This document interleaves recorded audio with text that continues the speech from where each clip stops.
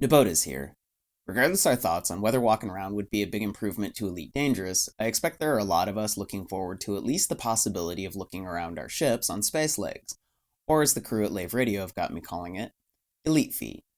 With the release of 3.0 and the game plan revealed for the Beyond season, I can't say I'm not both enjoying and looking forward to the changes, though I can't help but wonder what is Beyond Beyond, and behind these doors. This is Modularity, ED, in lieu of Elite Feet, Part 1. I think that Frontier Development, or FDev, has said that the ship's layouts and interiors are already done, but I want to see them. If you had the distinct displeasure of watching my other Modularity series, you know that I was as absolutely wrong as I could have been in my theory crafting, to the point that in the first episode I said what another space-playing game was absolutely not going to do, and it turned out to be more or less what the other space-playing game is going to do. Well, let's be wrong some more and get this train wreck a-rollin'. In order to properly imagine this, I felt I needed to start making some guesses as to what space is actually available inside the hull once all the parts were installed. So where do we begin? Well, we need to answer the question, how big are the modules? We're familiar with the exterior of a Sidewinder, but to know what is inside, behind the cockpit door, we have to account first for the parts that actually make the spaceplane work in space according to the game. We need to account for the landing gear folding into the hull, the retracted hardpoints, thruster ports, at least be aware of the hull's cooling system and heat vents, actual placement of the reactor or power plant, drives or thrusters, FSD or frameshift drive, environmental controller life support module, power coupling, and at least a location for the sensor module just to be comprehensive in the stuff every ship absolutely needs before hitting the launch button. Then we need to find space for the optional or internal compartments where we can put cargo, SRVs, passengers, additional components, and so on. Once all of that is accounted for, we need to plug in the cockpit, and then we can take the remaining space and figure if Elite Feet is going to have any real functionality in the game, we'll probably need to be able to access all of those things from inside the ship, connecting everything together, or at least having access hatches to the core components and walking routes to the optional component section before we add things you'd expect a ship you live on to have, like a crew quarters and some kind of living space or mess.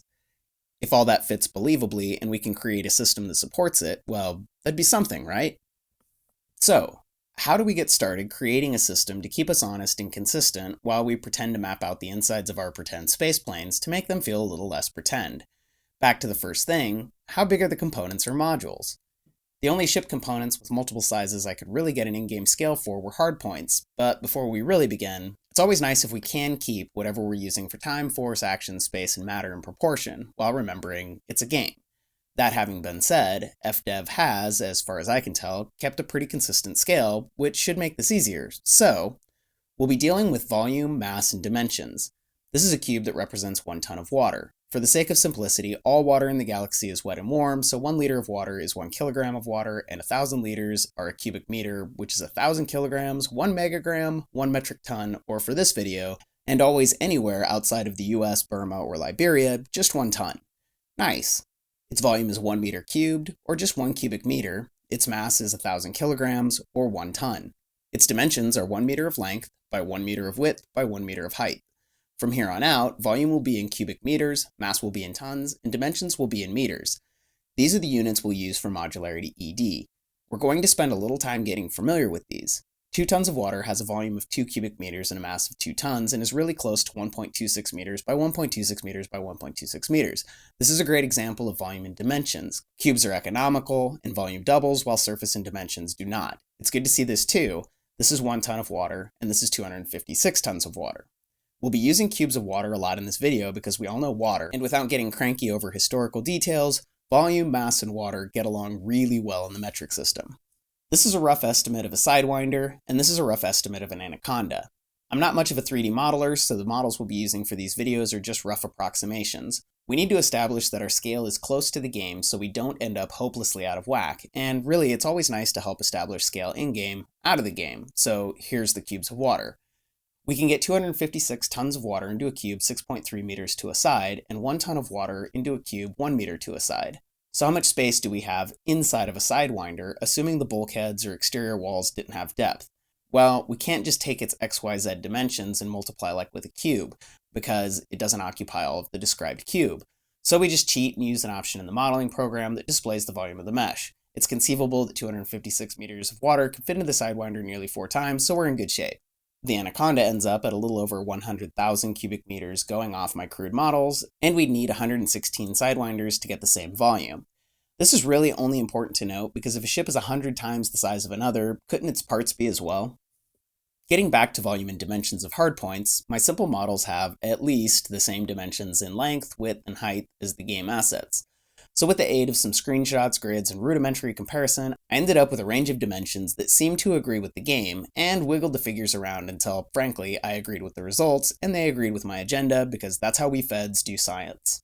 Seriously though, the dimensions I attributed to the hardpoints are very close to the size of the hardpoint deck, contain mostly empty space, and basically contain the hardpoints both deployed and retracted, save some clipping from the deployed barrels. I'm happy with the numbers primarily because the higher volume we attribute to hardpoints, the higher volume we'll get for all other components. If our likely inflated values work, then confidence that FDev has been systematic with volume, a sort of prerequisite for elite feat, goes up. The mass for each size of hardpoint was easy to obtain because mass is already listed in-game, unlike, to my knowledge, volume or dimensions. The important thing is that we've established mass, dimensions, and volume for a range of components in the game, and from that, we're going to derive volume according to mass for all the rest of the components.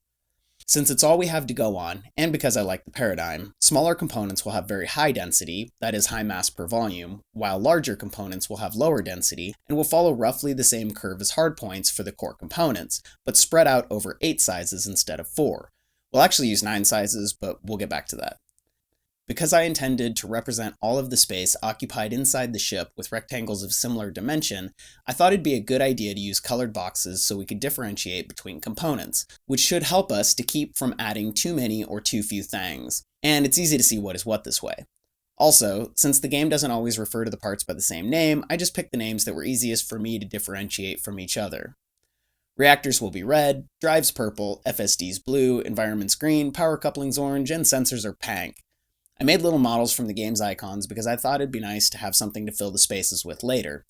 Sensors get no model because I think they're actually represented on the exterior of each space plane, but we're going to make space for sensor modules inside for continuity. Part of the reason I chose the names I did was that I wanted to be able to use the first letter of each component to identify it. Why I chose environments instead of life support, I don't remember. I chose drives because I wanted to call the rotation translation outputs thrusters, and reactors instead of power plants as to not conflict with power couplings. These are all core components. I also decided to keep the component dimensions rectangular, like hardpoints. This is, in part, because the icons appeared rectangular, and also because I thought rectangles would be more interesting to place than cubes. The important takeaway here is that I just don't like the word cuboid.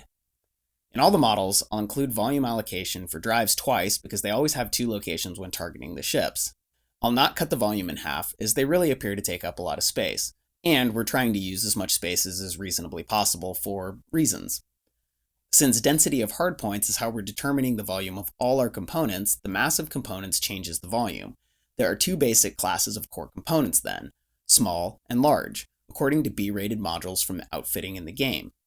I made the range of components essentially 1 through 9, small components range the 1st through the 8th in the full range, and large components range from the 2nd to the 9th.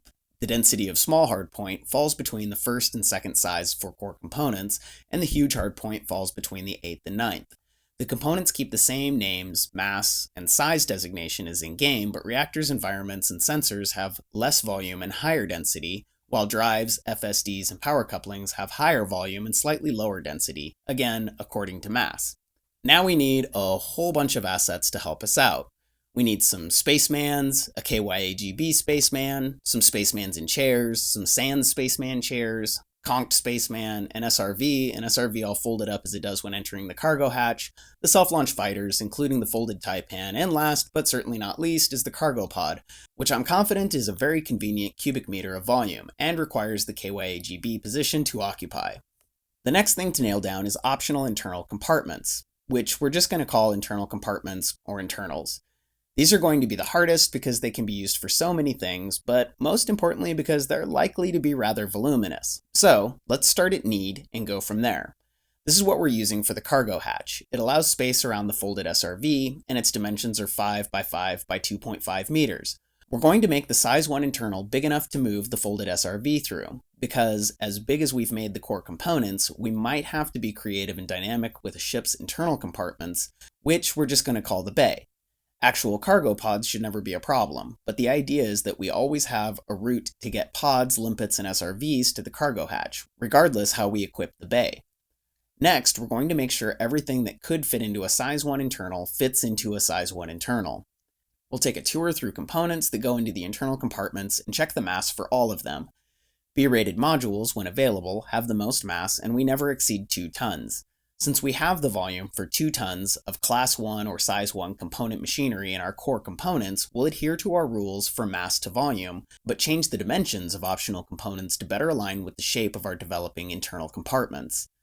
There isn't a Class 1 B-rated shield generator, but there is a Class 2, and from there on out, they have the same mass as our large core components, and aside from exceptions like passenger and vehicle modules, I don't think anything else has higher mass per size. So we're going to make shield generators, and just say if the shield generator fits, any other optional component will fit as well.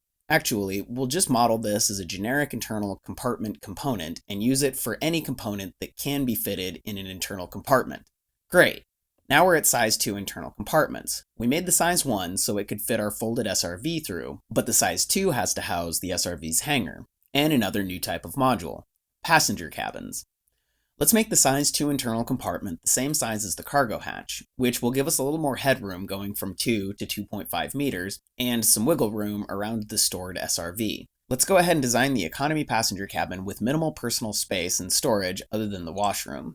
We'll assume any ship that has a size 2 internal compartment also has a ship's mess and private crew quarters for at least the commander, until we get to the point we can start proving it within the system.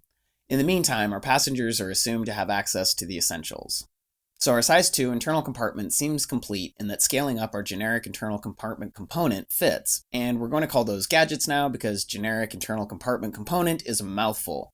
I think the easiest thing to do with the size 3 internal compartment is to elongate it, check to see if scaled up gadgets fit, knowing full well the SRVs will, then we can place 2 economy passenger modules against the long side, matching the game's size 3 economy passenger total to 4, and make a business passenger module that accommodates 3 passengers. We could shave a little off the end of the compartment, not quite doubling it, and still have room for all the stuff, but we're gonna let it ride. Size 4. Let's double it again so we can easily fit a gadget, 4 of our economy modules for 8 passengers, 2 business modules for 6 passengers, or 1 of our new first class modules for 3 passengers.